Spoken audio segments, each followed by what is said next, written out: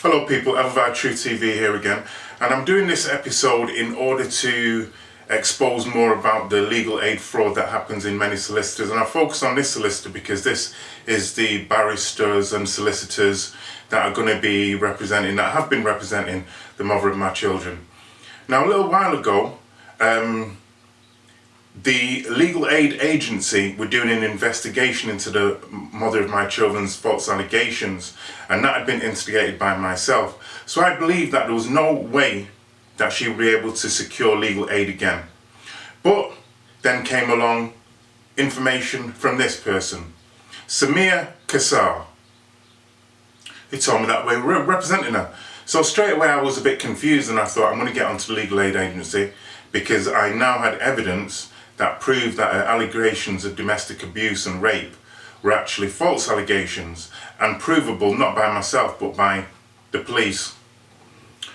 But it so turned out that nothing happened.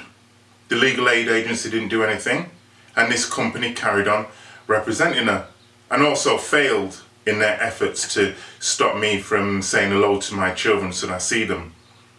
But the reason why I wanted to focus on this firm is because of this person, Sir James Munby, used to be the head of the Family Court Division. And he states in this statement that they know that people game the system and that people use false allegations to do so. Classic one. However, when people like myself go into the family court arena, we don't know that it's a game. Now, I want to make a distinction between what's going on here and real domestic abuse and real domestic violence, because we were talking about people that game the system, in the words of Sir Munby. But can a person game the system without an infrastructure to do so? This brings us back to this low-level devil called Samir Kassar, or however you pronounce the name.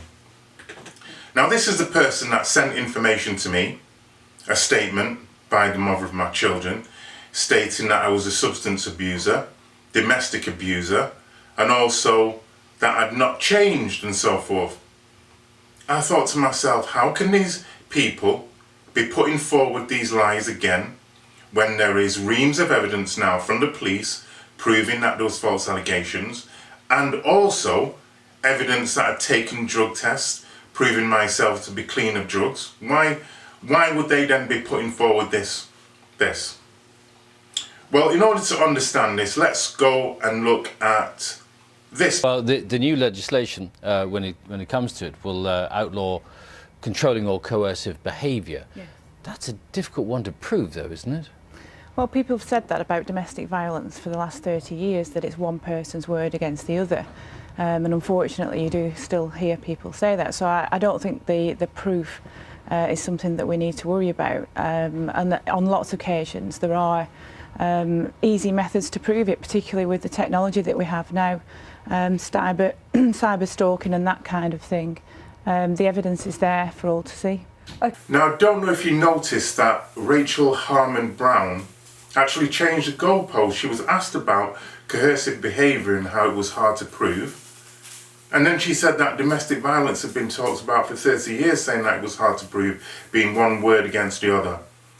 Then, without answering the question that she'd been asked, she went on to talk about cyber stalking and how the evidence was there to be seen.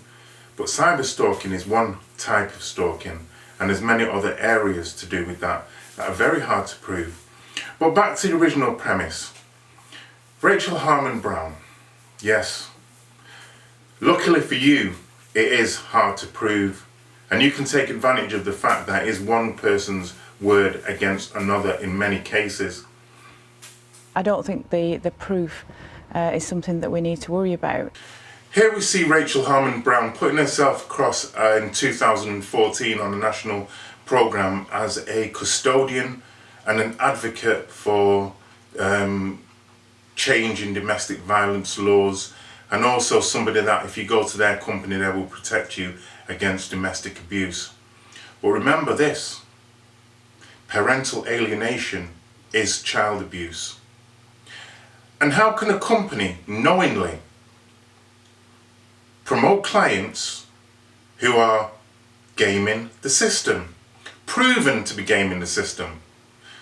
Now on the 7th of this month, I attended court, at which a time where the mother of my children was hoping to get in place an order that would prevent me from seeing the children.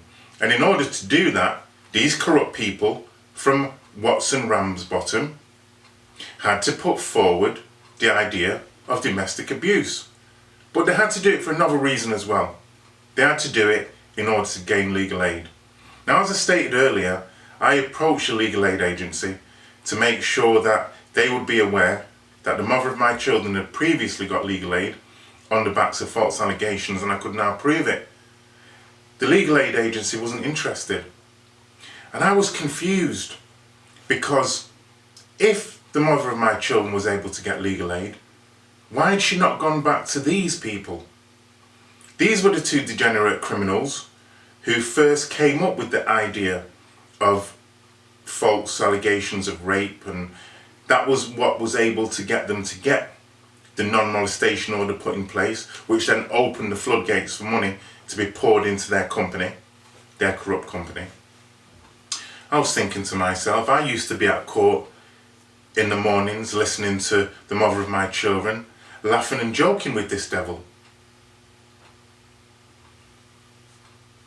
And thinking, well, why doesn't she go back to these ones? She's built up a relationship with them.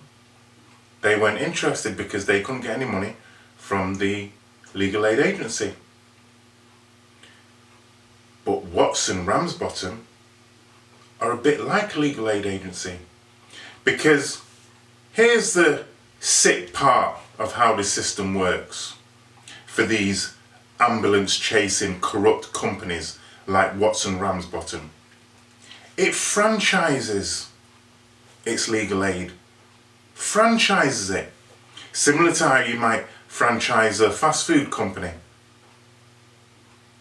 So in essence, they're able to, and look what it says here in some of their advertising, it states that they can get you legal aid within a day, as long as you can prove, as long as you have proof of domestic violence, domestic abuse.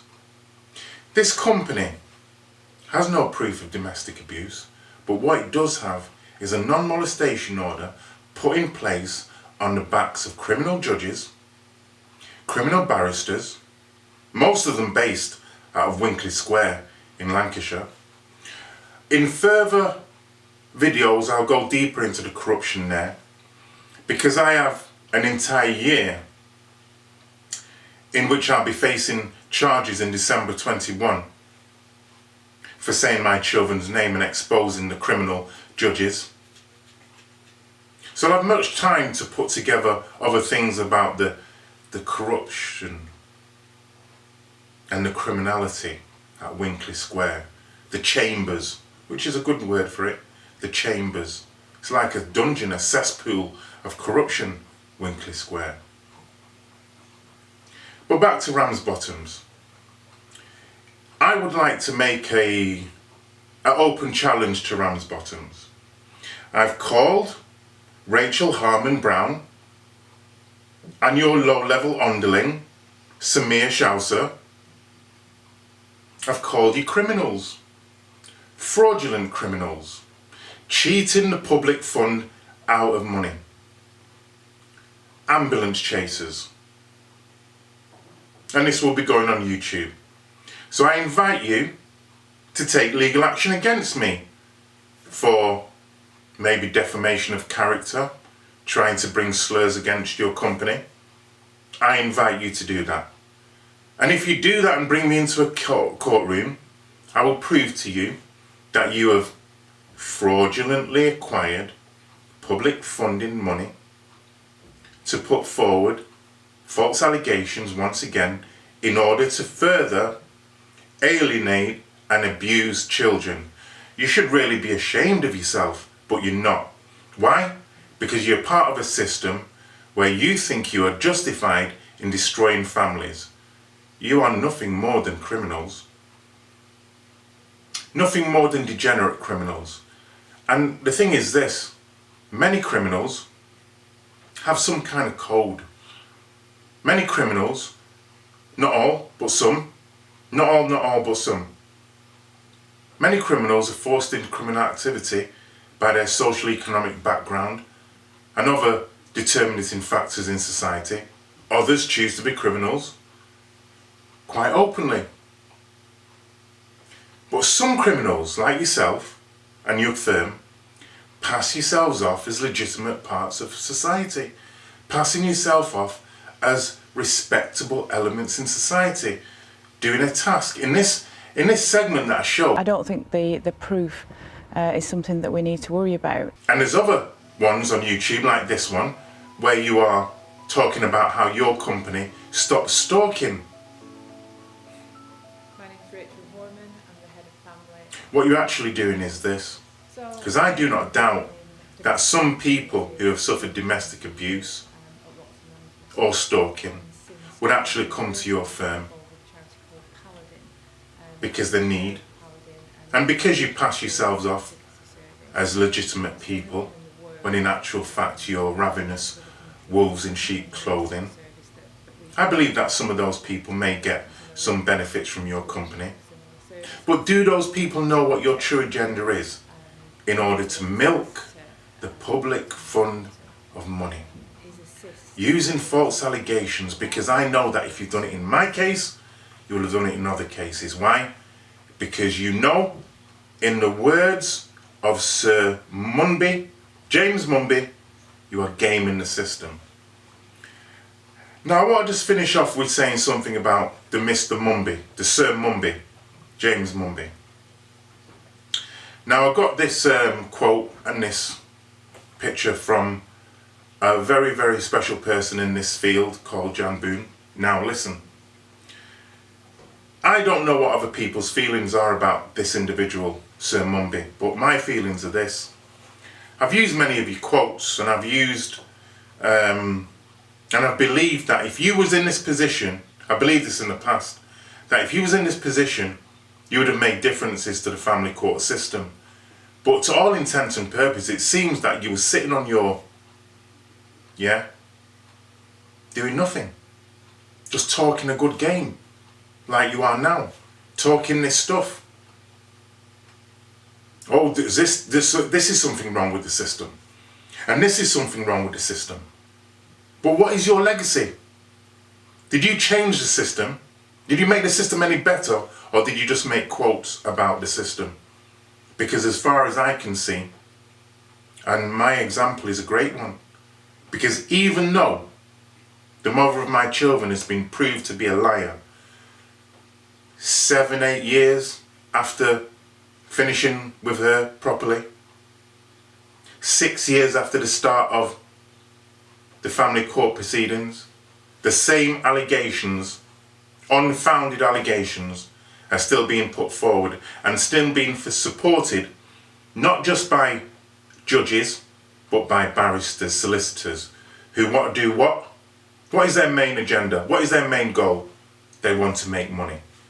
And at the same time, want to destroy lives. Because I know for a fact that Rachel Horman Brown and Samir Shauser, their lives are fine. Their families are fine. When they close the door to their families, nobody's there trying to break up their families and perpetuate parental alienation on their children. I doubt it very much. Why? Because they're protected by the very system that they perpetuate. So this is ELAVI Truth TV signing out. And remember corrupt Watson Ramsbottom Solicitors based in Blackburn. Remember, come for me, because this is basically, I'm a musician, and sometimes in music we send for each other, and then he'll send back and he'll say, listen, I'm sending for you. Bring me into a court of law and tell me if anything I'm saying is not factual. In fact, in December 2021, one of you is going to be in a Crown Court of Law with me. Are you not? I don't think the proof is something that we need to worry about. No, Rachel Harmon Brown. The proof isn't something you need to worry about, because you've made your career in the family court, where real evidence doesn't matter, just hearsay evidence. And things are decided on probability, where corrupt judges can be paid off in order to give you the verdict you want. But in a criminal crown court, evidence does matter. And it should matter. Not that there is no corruption in the criminal crown courts, but we have one thing saving us there. One thing. The jury. And to date, there's not been much evidence that juries are fixed, although they're trying to slip the odd officer here and there. They try and do that to sway in their favour. But criminal court, we have people who are supposed to be from the general public, who are watching. And wouldn't it be nice to have, wouldn't it be great to have juries in family court settings where criminals like you wouldn't be able to sit on national TV and say this? But I'm signing out for now. I'm signing out. But let's listen to her one more time. We don't have to listen to the proof. We don't have to worry about the proof. I don't think the proof is something that we need to worry about.